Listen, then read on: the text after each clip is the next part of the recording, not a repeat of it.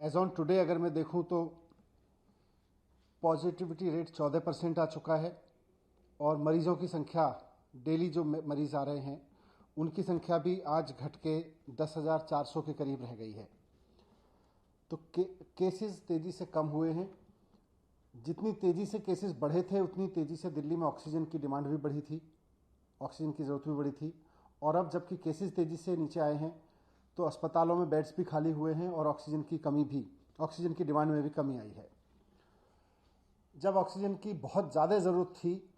तो हमने कैलकुलेशन करके देखा था कि उस समय के हिसाब से हमको 700 मीट्रिक टन ऑक्सीजन की ज़रूरत थी।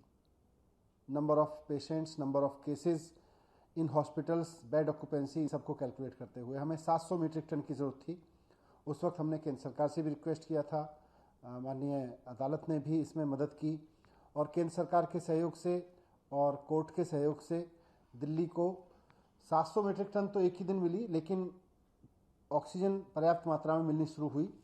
जिसकी वजह से एसओएस भी कम हुए हॉस्पिटल से आने। और आज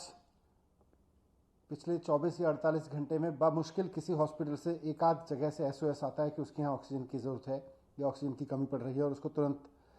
अरेंज कर दिया जाता है।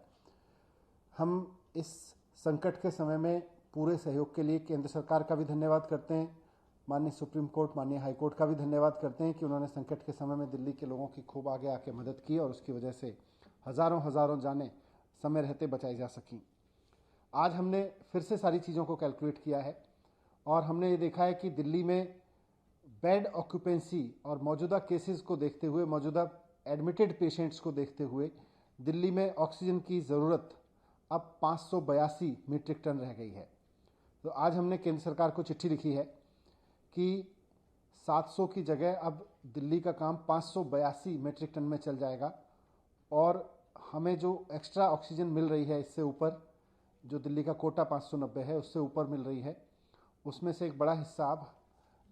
अन्य राज्यों को, ज़रूरतमंद राज्यों को दिया जा सकता है। एक जिम्मेदार सरकार होने के नाते हमने